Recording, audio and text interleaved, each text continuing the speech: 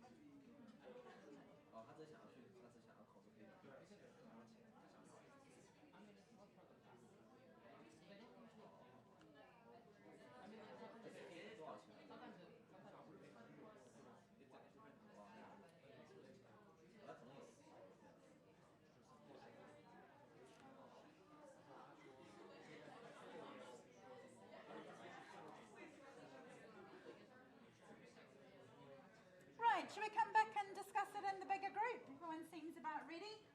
Okay, so what offence, to start with, did you want to see if we could prosecute John for in relation to where she's contracted the HIV from him? Where did you start in your groups? Yeah. Yep, so section 108, subsection 2, why that section? Yep. Might not be the most put together sentence, but in the lecture it was that went over that in RMY it was more so that you contracted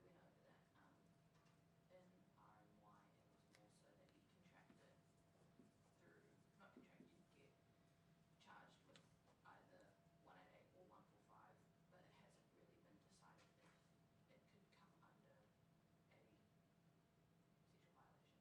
Great, okay, good. So you're listing there all the kind of different options available to us. So you mentioned about a section 188 subsection 2, you mentioned about a section 145, and you also mentioned the section 128 sexual violation, right? It's different kind of things that you had to think about within your group for that.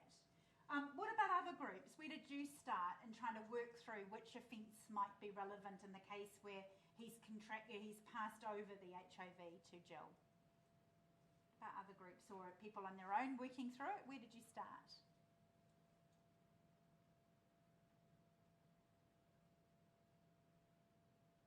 Did everybody kind of go for the 188 subsection 2? Good. Yay, great place. I agree. I think that's the best place to start. And why do I think that? Because of Moai, right? Even though it's an older case now from the 90s, right? It made it really clear because it was dealing with that situation where a man had unprotected sex with a number of different women, 5 different women, 2 contracted the HIV and 3 were exposed to the risk of it but didn't contract it.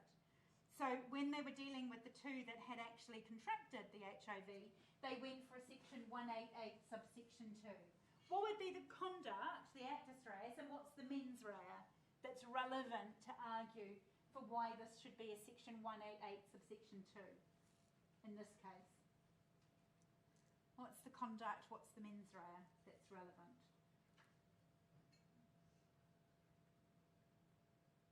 Yeah. We sort of decided that it would be with reckless disregard for the safety of others, wounds, maims, disfigures, or causes GBH, and then we decided it would be GBH. Good, right, so causing really serious harm, causing grievous bodily harm is our actus reus, perfect. And you've chosen to run with the reckless disregard, so recklessness, reckless disregard for the safety of others is the mens rea, brilliantly. What is recklessness? How do we judge or assess reckless, whether someone's being reckless? Yeah. That there's a subjective knowledge that harm might be caused by running the risk anyway. perfect, right? Subjective, so important, right? So recklessness is a subjective state of mind, right? I know a risk, I am conscious of the risk, and I run that risk regardless, right? So the conscious taking of an unjustified risk. Brilliant. So importantly, it's subjective, and I have to be, as a defendant, aware of the risk, and then I consciously take steps to run with that risk, okay? And that risk was an unjustified one to take. Perfect. Brilliant. Why wouldn't it be 188 subsection 1, or why wouldn't it even be the 1882 but under the intent to injure? Where's the reasoning for why we're going with the reckless disregard? Why not the other forms of mens rea? Because kind of hard to prove mens rea for section 201. Yep, so 201, good, that's another option.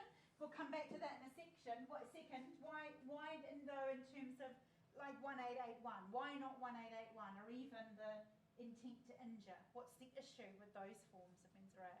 He doesn't have the intent to cause the actus reus, he only sort of ran the risk. Yeah, perfect, right? As you were meaning, right? He doesn't have the actual intent, right? This isn't his object, his aim, his purpose to do this. He doesn't want to deliberately infect her with the HIV, right? What he's done is he's aware of the risk because he knows he has HIV. He's had unprotected sex. He hasn't used a condom, so he hasn't mitigated the risk, and he's just gone with it anyway. Yeah? Can we use the R. Young authority that intent is higher than recklessness for this as well? Intent is what, sorry? Like higher than recklessness? Yeah, I mean, it is, isn't it? In terms of our states of mens rea, intention is our top, our most serious, right? We keep it for the most serious kind of forms of liability.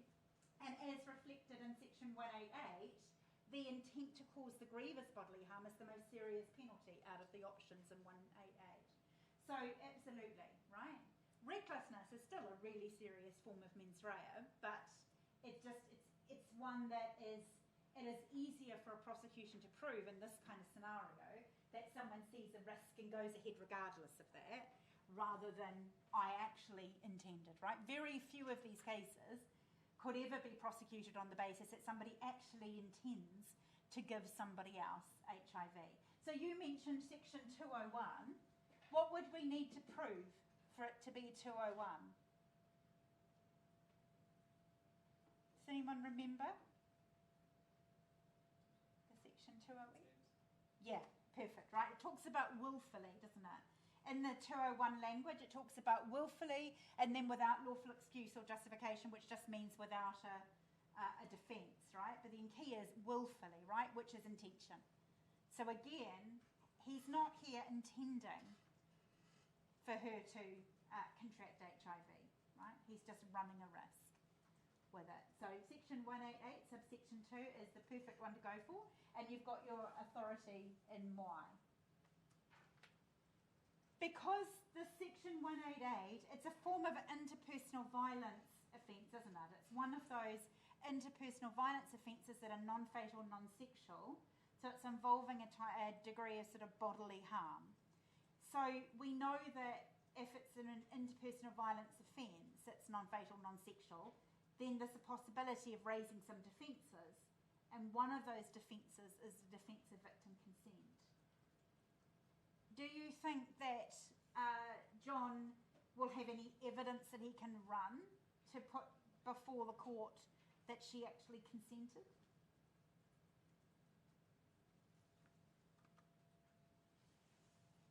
Is it the fact that neither of them were drinking, so there would be no suggestion that there was anything that sort of affected both of their judgments? Mm-hmm. Yeah? Could one be possibly that she didn't resist to go to his place? Mm-hmm. Feels awful to say, but could he argue that if she was worried about catching it, she would have insisted that he use a condom? So all of those, I think, wouldn't run for lots of different reasons, but she's not consenting to the actual GBH, right? She's not consenting to the actual transfer of the HIV. Okay?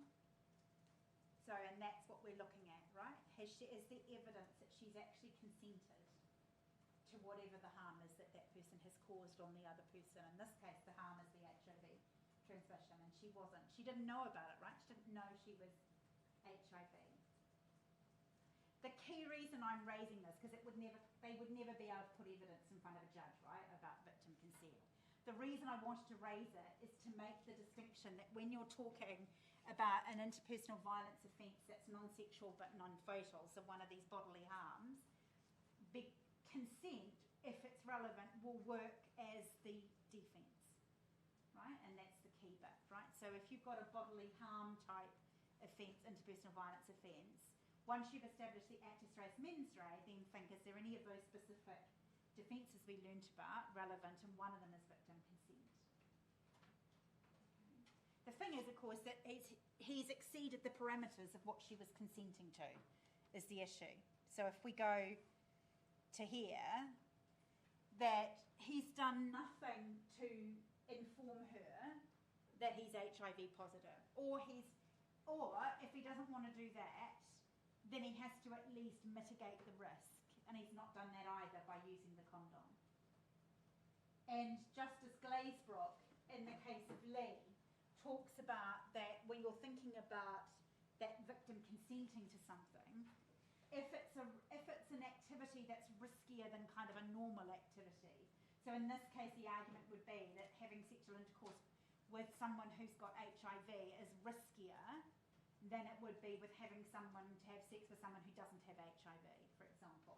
And so she says, Justice Glazebrook says in Lee, that where there's that knowledge of that serious risk that's associated with the Sex Act, that triggers a duty to disclose. And the only way he gets around with not having to disclose that duty is by wearing a condom, which he didn't do. Okay. So that's why I mean he's not going to be able to put forward evidence, right, because he's exceeded the parameters of what they consented to. Brilliant. Just quickly before we look at the non-transmission scenario, you mentioned about the section 128, right? Thinking around it, okay?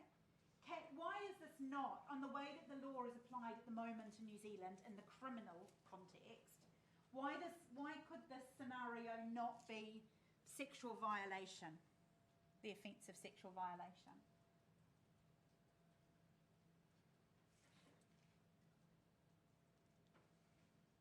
Because it has not been recognised in the criminal law yet. Yeah, that hasn't been, absolutely you're right. We deal with it, as you said, under the 188 subsection 2.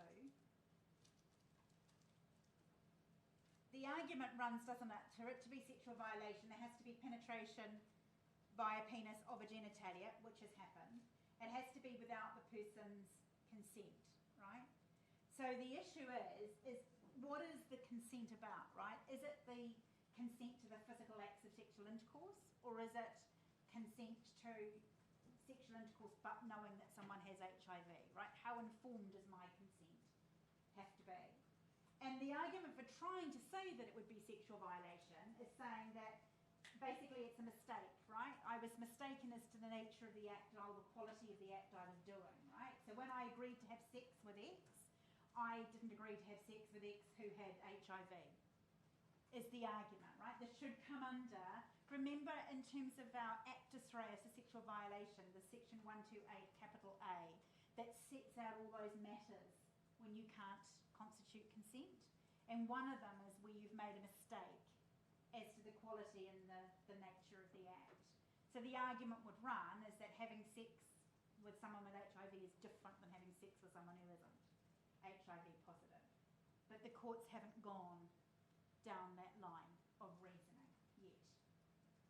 There have been cases like we talked about, the Courier case in Canada, where they ran an argument around like a deceit or a fraud, that someone had defrauded basically the other person, and that meant that vitiated her consent and so made it a sexual violation. But in our criminal context, we've not followed that yet. It'd be interesting to see, like if cases pushed and we got enough cases coming up to a higher court, it'd be interesting to see. I mean, it was the same with, at the end of the lecture, I talked about what colloquially is known as stealthing, right? So someone agrees to have sex with someone else, but it's on condition that that person uses a condom, and then what happens when someone deliberately removes a condom or deliberately ruins the condom, right? The condom, but deliberately makes the condom break or something. What then is the scenario? And for years, people were pushing for saying this is actually sexual violation, right? Because someone has changed the parameters of what the person's consented to. But we didn't see it like that. But we did, there was a case called Campos in the District Court in 2021. And that was the first time in New Zealand that we convicted someone for sexual violation, right? For where they've deliberately, so in that case it involved a man and a sex worker, and the sex worker's consent to have sex with him was on the provision that he used a condom. It was a deliberate express agreement, and then he deliberately didn't. And so that the court then said that changes the nature of the consent, right? So you can kind of see a world where we might move as well in this area, right? Someone hasn't disclosed, they've kept it from them, they've not taken steps to mitigate it. Does it vitiate the act of the sex itself, take away the consent? But we haven't gone that far. Okay? So you're completely right to go down 188 subsection 2, because that's what Moai does. But it's just interesting to think, like, how much can we keep pushing at the boundaries to get the change, right? And whether people think we ought to, right? It's all about whether you think to what extent. I mean, the law has so traditionally, when someone makes a mistake, I give my consent, but actually it was mistaken. We've interpreted that really narrowly, right? The old case law, and I went through just a tiny bit of it in the lecture. You'll see loads of it in the textbook or Adams on criminal law. There's lots of cases where people are trying to argue, my mistake, right? I was mistaken when I gave consent, which means I didn't give consent. And the law just narrowly goes, if you didn't know, if you thought it was A you were having sex with and it turns out to be B, right? And that's very rare kind of scenarios. Or the other scenarios, if you're mistaken to the nature and the quality, but they've essentially gone, if you understand that what X is doing to Y is sexual intercourse, then that counts for understanding the nature and the quality. So these cases are trying to say something's changed. But at the moment, the way we look at it in New Zealand is to go, she's still understood, she's not mistaken as to the nature and quality of the act. She knew she was having sexual intercourse, she's just mistaken to the risks associated with that. And that doesn't change her consent, right, in terms of sexual violation. So you're right to go down the section 18H2, okay? But if you had, depending on a question, if you had time, you could try and create an argument, right, pushing the boundaries. But it will depend on what else was in the problem question, how big a part something like that was, right, as to whether you'd have time to do it. What about if it doesn't transmit? Yeah. Perfect, great. So criminal nuisance based on a breach of a duty, the duty we find in 156. Can someone else talk us through that analysis? That was great setting it out. So what's, in terms of the fact pattern, where does his duty arise from? What's 156, the legal duty, all about? Yeah. Yeah, great. Yeah. Yeah. Yeah, perfect. Yeah. So why they talk about, don't they, that the semen or the seminal fluid, right, if it's infected with the HIV, becomes the dangerous thing. And then he's in charge of that dangerous thing. What's the other part that's needed in section 145? So we've got a duty. He's in charge of a dangerous thing. He's breached it by failing to take proper care because he's not, say, used a condom. Do you think we'd need more on the facts to prove their actual knowledge that it would endanger life, safety, health, and welfare? Yeah, that's the other thing, right, is the knowing, right? He has to know that emission will endanger the life. You're right, in an exam question that I took this from, in the exam question a few years ago, what happened was there was more of a story. And in the story, you see he slept with someone else, I think, say, the day before, and used a condom because he knew it was risky. So that would be where you draw your knowledge from, right? That he understands and appreciates that what he's doing is risky in relation to one person. So when he doesn't do it in relation to the other person, you can pull through that as being the knowledge. Yeah. Would you say that HIV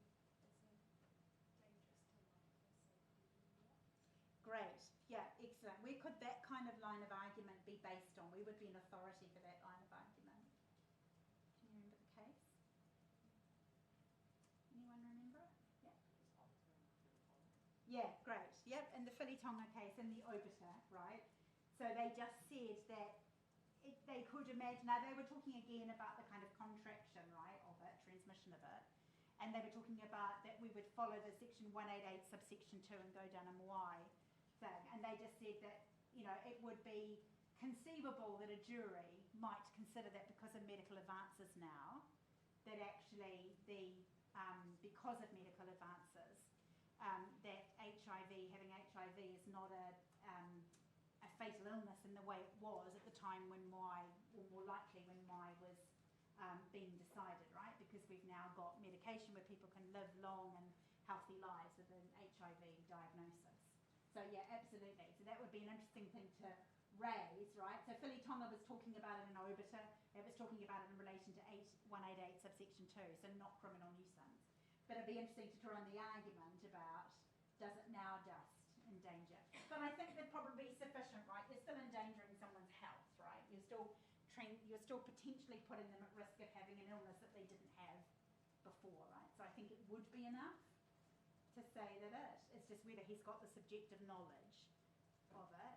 But yeah, I think it's great, right? You would have seen when you did the test, right? So things are left slightly open because we want you to be able to think about it and use facts and apply it both ways. And lots of you did that really well, right? We're able to go, well, on the facts, this might happen, but if not this. And so you're weighing up the different approaches. So good to be thinking like that. Excellent. Okay, so let's have a look at our next fact pattern. This time we're back to Darren. We met him last week, and he's still lost his job and still very upset that he's broken up with Tina. But this particular night, he meets Tina. And so they're in a nightclub, they catch up again, they start chatting to each other, they're really getting on with each other. He's had a few drinks, she's had a couple of glasses of wine, and he suggests that they go back to his place. Tina thinks that she agrees because she's been enjoying catching up with him again. So they go back to Darren's house, they stay out chatting and getting on, and then Tina says that she's tired and that she's going to go lie down on the sofa so that she can get some sleep, and that it's okay if he wants to join her. So she goes, lies down on the sofa, she goes to sleep, and then Darren, thinking that means that Tina wants to get back with him, ends up having sex with her, and she wakes up. Okay. Now, in this case, we're going to charge him with sexual violation. So have a think about for 5 minutes in your group what we think are the likelihood of a successful conviction under sexual violation on these facts. So work through the actus reus and the mens rea, okay, for sexual violation under 128. Okay, and then we'll come back to the main group in about 5 minutes.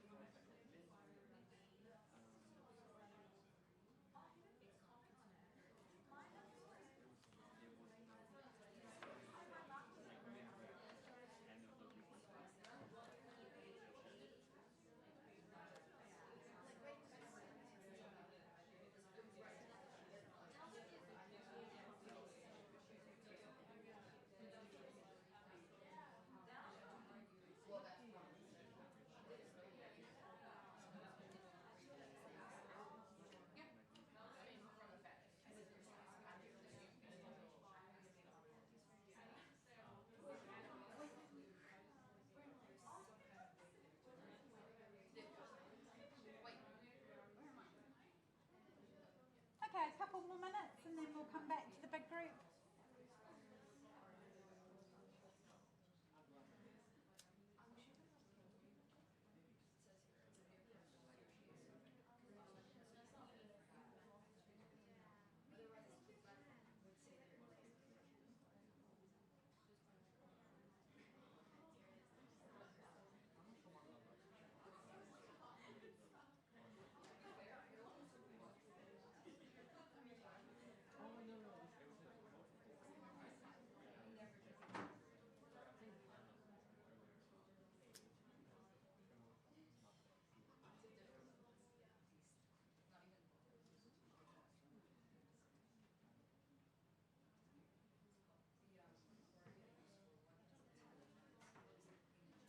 Okay, let's come back then.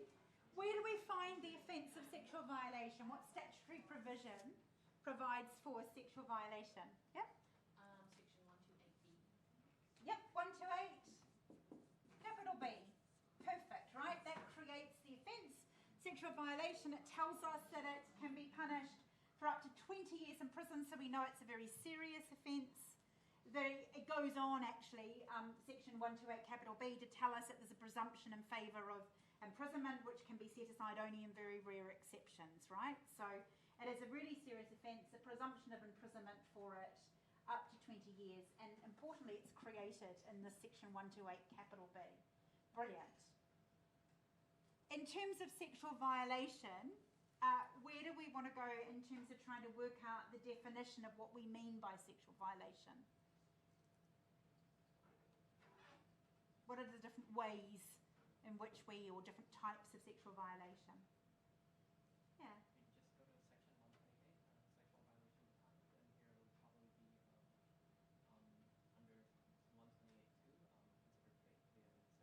Yeah, brilliant.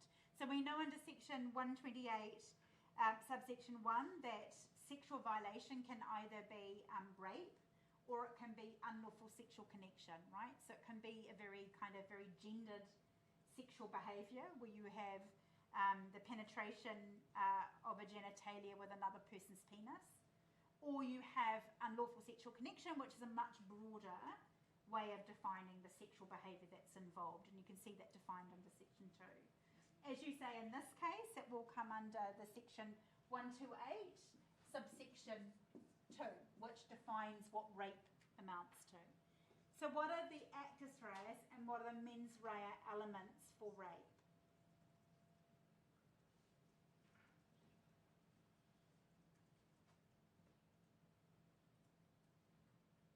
What's the conduct that has to have happened?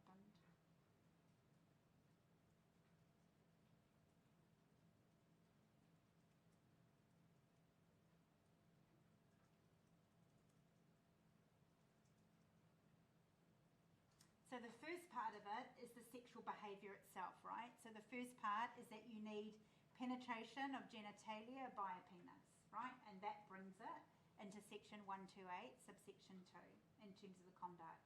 But what are we missing? What's the other part of the actus reus of rape? At least one of the parties involved does not in fact consent. Good, right? So the issue of consent is also at the actus reus inquiry, right? So your actus reus has both the behaviour, which is the penetration of the genitalia by a penis, and importantly, that one of those parties has not in fact consented, right? So that's super important. What about the mens rea? What's the guilty mind associated with the offence of sexual violation? What does the prosecution need to be able to prove beyond reasonable doubt? Yeah? Either the accused does not believe that the other party consents, or if the accused does believe in the other party's consent, there are no reasonable grounds for that belief. Perfect, right? Perfect, right? So the prosecution either has to be able to prove beyond reasonable doubt, so this really high standard we have in criminal law of our standard of proof, that the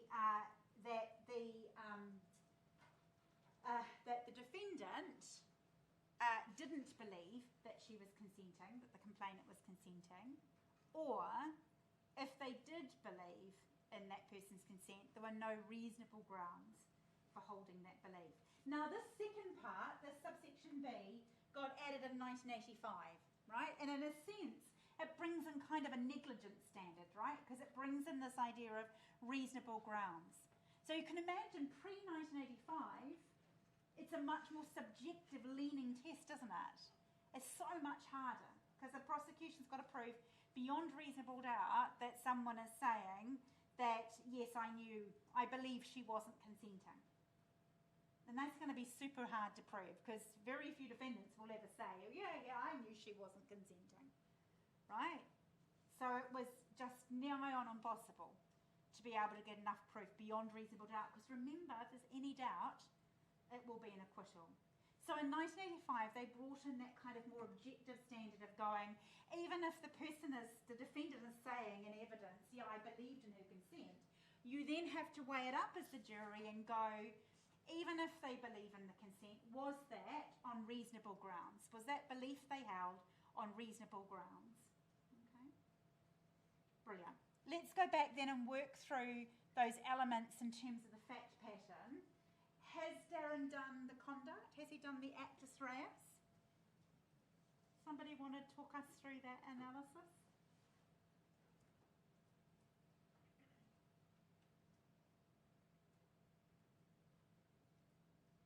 Has he done the sexual behaviour itself? Yep. Okay, he's had sexual intercourse with her, so he has obviously penetrated with his penis into her genitalia, right? So he's done the actual behaviour. What about the consent? Has she in fact consented? No, right? What makes it very clear in the fact pattern that she has not in fact consented? She's asleep, right? What is this section, in terms of the actus reus, what's the part of 128 that we go to look at that kind of issue of matters about consenting in terms of the actus reus? Can you remember it? Perfect, right? So section 128 capital A. What's the purpose, just in a more general sense, what's the purpose of that section 128 capital A? What do we think its purpose is, yeah? Just looking here, it's like matters that do not constitute consent. Yeah, so it's Parliament, law's way, it's the Parliament's way of saying, we've come up with these matters that we say in these circumstances, we will say that somebody cannot in fact consent. So the key important thing is that 128 capital A works at the actus reus stage, right? It's a part of the actus reus inquiry. The other thing is it gives us these different kind of subsections into 128 capital A of where the law is saying in these situations someone has not in fact consented. Now under section 128 capital A subsection 3, one of those is if someone is asleep or unconscious. You cannot have in fact consented. We also know that those categories are not exhaustive, right? So there can be other matters that are not captured within 128A, which will mean someone hasn't consented. But here, we're really clear. So as soon as you see someone is asleep, you go to the 128 capital A subsection 3, because the law makes it really clear. If you're asleep or unconscious, you cannot have in fact consented. What about the mens rea element? What are we asking there in relation to Darren? Even if he's saying, I believe she was consenting, right? Is that going to be reasonable grounds? Likely no, because reasonable grounds is defined as usually a very objective test, doesn't take into the fact that he's around those circumstances. Yeah, perfect, right? So the key thing to understand about the mens rea state in terms of how we view it, when you're dealing with the most common situation where someone is going, I had a belief in the consent, and the prosecution's going, regardless of your belief in consent, was that held on reasonable grounds? What we do is we take the reasonable person who is always sober and we put them into the shoes of the defendant. We put them in shoes of Darren, right? So in that case, looking at the scenario, do you think a reasonable person in that situation of Darren would have had a reasonable belief in her consent? My opinion, no, because even though she said she's sleeping on the couch, that doesn't infer any type of consent. Absolutely it doesn't, yeah.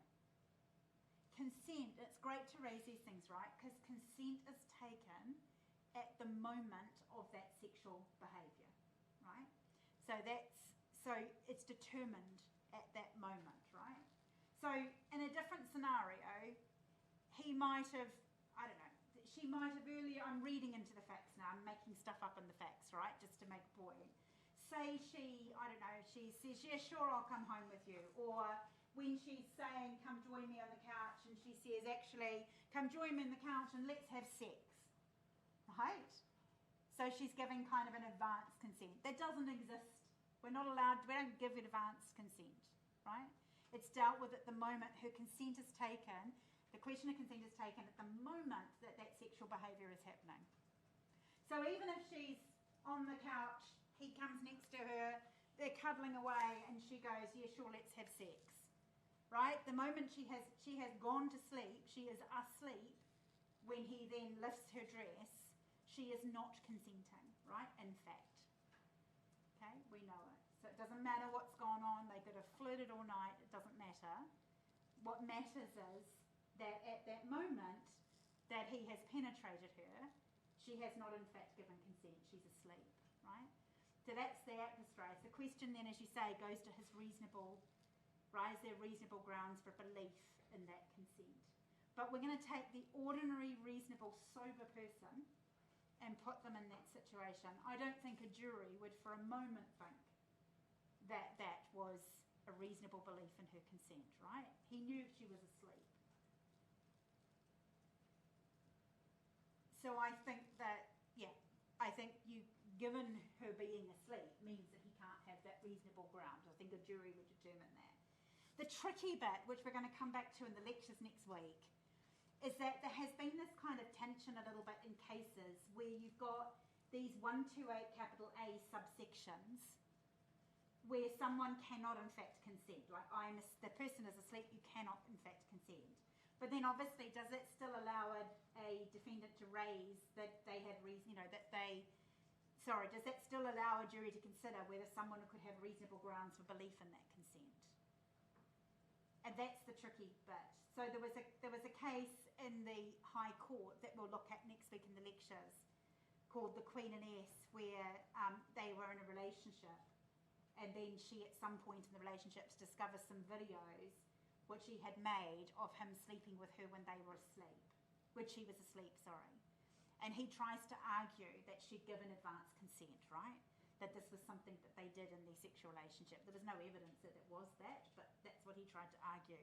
And the court says, no, we don't have this thing called advance consent. Consent is taken at the moment of the sexual behaviour. She was asleep. She's not giving you consent. But the High Court, Justice Futter in the High Court, was very careful to say consent operates at actus reus and at mens rea. So can you imagine a situation where, okay, in her action, the conduct, she hasn't consented, but actually, does that still allow a jury to consider whether it would be a reasonable belief on his part in that consent? Right? And in Justice Futter in the High Court says yes, because that's the way one doesn't, the mens rea is not cancelled out by the 128 capital A actus reus. And they go on to say that clearly a jury will find that he doesn't have reasonable grounds for a belief. But the point is that they should have the chance to entertain that inquiry, right? Because that goes to the mens rea. So that was in the case of the Queen and S, but there was a subsequent case, but that was a High Court. There's a subsequent Court of Appeal case of Nixon, which we'll look at next week, where they were very clear that you cannot have a reasonable consent. You cannot have a reasonable belief in someone's consent when it's based on a 1283. So if she's asleep and you know she's asleep, then there's no way the Court of Appeal in Nixon said, we're going to allow even an argument to be run that you could have a reasonable belief in someone's consent if you know they're asleep. So it's interesting, got these different, they don't in Nixon say that the case of the Queen and S is bad law either. So we kind of have these two different approaches about it. Do you see what I'm kind of getting at? I know I've kind of thrown it to you in the last minute, but there's that awkward tension between the 128 capital A, which is dealing with the actus reus, i.e. I cannot consent because the person's asleep, in fact, and then the mens rea, the reasonable grounds for a belief on that consent. Okay? But we'll pick that up next week. have a nice weekend. And lectures next week, we will continue with that part of sexual violation, and then we will move on to indecent assault. For those reading ahead, have a look at indecent assault, and then we'll pick it up on Tuesday. Okay, have a nice weekend.